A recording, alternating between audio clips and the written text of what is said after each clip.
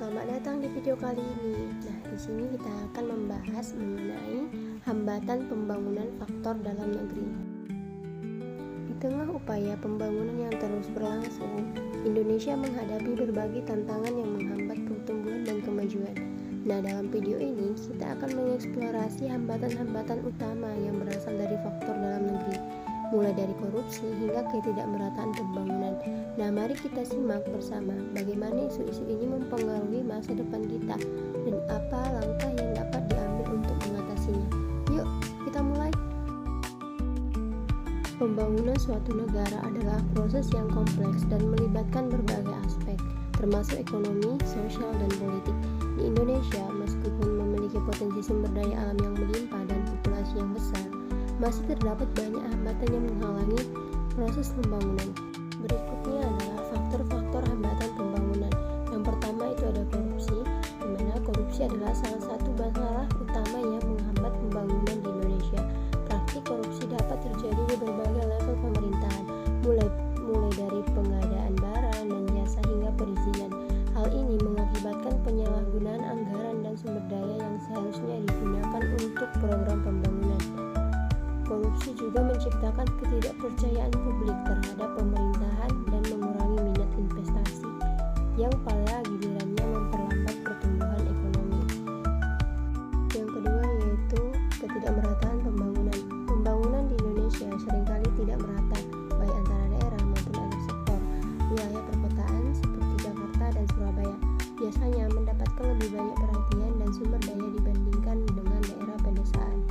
Ketimpangan ini menyebabkan kesenjangan sosial yang signifikan, di mana masyarakat di daerah terpencil itu seringkali kurang mendapatkan akses terhadap pendidikan, kesehatan, dan infrastruktur. Yang ketiga ada kualitas sumber daya manusia. Kualitas sumber daya manusia yang rendah menjadi hambatan signifikan dalam pembangunan. Banyak tenaga kerja yang tidak memiliki keterampilan yang memadai untuk berkontribusi pada sektor-sektor penting. Pendidikan yang belum merata dan akses yang terbatas terhadap pelatihan menjadi penyebab utama.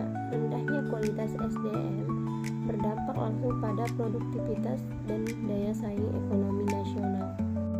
Yang keempat itu ada infrastruktur yang kurang memadai. Infrastruktur yang buruk termasuk transportasi, energi, dan komunikasi itu menghambat pertumbuhan ekonomi. Tanpa infrastruktur yang memadai, distribusi barang dan jasa menjadi tidak efisien yang memperlambat proses pembangunan. Misalnya, akses yang sulit ke daerah terpencil itu menghambat pertumbuhan ekonomi lokal dan meningkatkan biaya logistik bagi pengusaha. Yang kelima ada birokrasi yang rumit. Proses birokrasi yang panjang dan rumit seringkali menjadi penghalang bagi investor dan pengusaha. Keberadaan regulasi yang berbelit-belit dan kurangnya koordinasi antar instansi pemerintah menciptakan ketidakpastian dan meningkatkan biaya transaksi. Hal ini membuat iklim investasi menjadi kurang menarik dan mengurangi minat untuk berinvestasi di dalam negeri. Yang keenam itu ada ketidakstabilan politik. Ketidakstabilan politik termasuk konflik sosial dan politik dapat mengganggu proses pembangunan. Ketidakpastian politik seringkali menyebabkan ketidakpastian ekonomi yang merugikan investasi dan pertumbuhan. Ketegangan sosial dan konflik yang berkepanjangan juga dapat mengalihkan perhatian pemerintah dari agenda pembangunan. Dampak hambatan pembangunan. Hambatan-hambatan tersebut berdampak langsung pada pertumbuhan ekonomi kesejahteraan masyarakat. Nah, beberapa dampak terlihat dalam bentuk yang pertama, ketidakstabilan ekonomi. Ketidakstabilan ekonomi yang ditimbulkan oleh korupsi dan birokrasi yang rumit dapat menyebabkan investor ragu untuk menanamkan modal.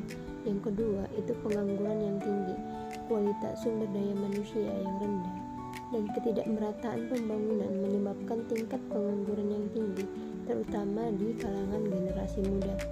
Yang ketiga, kemiskinan sosial. Itu kesenjangan antar daerah menciptakan perasaan ketidakadilan di masyarakat yang dapat memicu ketegangan sosial dan konflik. Selanjutnya ada solusi untuk mengatasi hambatan. Yang pertama itu ada pemberantasan korupsi. Pemerintah harus mengambil langkah tegas dalam memberantas korupsi dengan memperkuat lembaga pengawas, meningkatkan transparansi, dan menerapkan sanksi yang tegas bagi pelanggar. Yang kedua, itu ada pembangunan yang merata. Pembangunan yang lebih merata diperlukan untuk mengurangi kesenjangan antar daerah, investasi di sektor-sektor yang kurang berkembang, dan peningkatan akses terhadap pelayanan dasar seperti pendidikan dan kesehatan harus menjadi prioritas. Yang ketiga, ada peningkatan kualitas pendidikan. Investasi dalam pendidikan dan pelatihan. Keterampilan sangat penting untuk meningkatkan kualitas sumber daya manusia. Program-program pendidikan yang relevan dengan kebutuhan pasar kerja perlu diperkuat, termasuk pelatihan vokasi. Yang keempat, itu ada perbaikan infrastruktur. Pemerintah harus memprioritaskan pembangunan infrastruktur, terutama di daerah-daerah yang kurang berkembang. Kerjasama dengan sektor swasta juga dapat menjadi solusi untuk meningkatkan infrastruktur secara efektif. Yang kelima, ada penyederhanaan proses birokrasi, yaitu menyederhanakan proses birokrasi dan meningkatkan efisiensi layanan publik dapat menciptakan iklim investasi yang lebih baik. Digitalisasi layanan publik juga dapat mempercepat proses dan mengurangi biaya. Yang keenam, ada mendorong stabilitas politik. Upaya untuk mendorong stabilitas politik termasuk dialog sosial dan penguatan institusi demokrasi sangat penting untuk menciptakan lingkungan yang kondusif bagi pembangunan.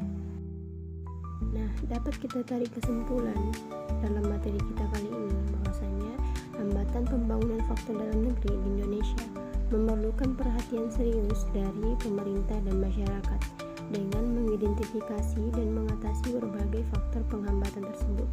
Diharapkan pembangunan yang berkelanjutan dapat tercapai sehingga kesejahteraan masyarakat dapat meningkat.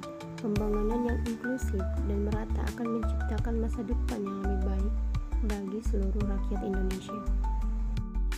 Itu saja yang saya dapat sampaikan mengenai hambatan pembangunan faktor dalam negeri. Sampai jumpa di video selanjutnya.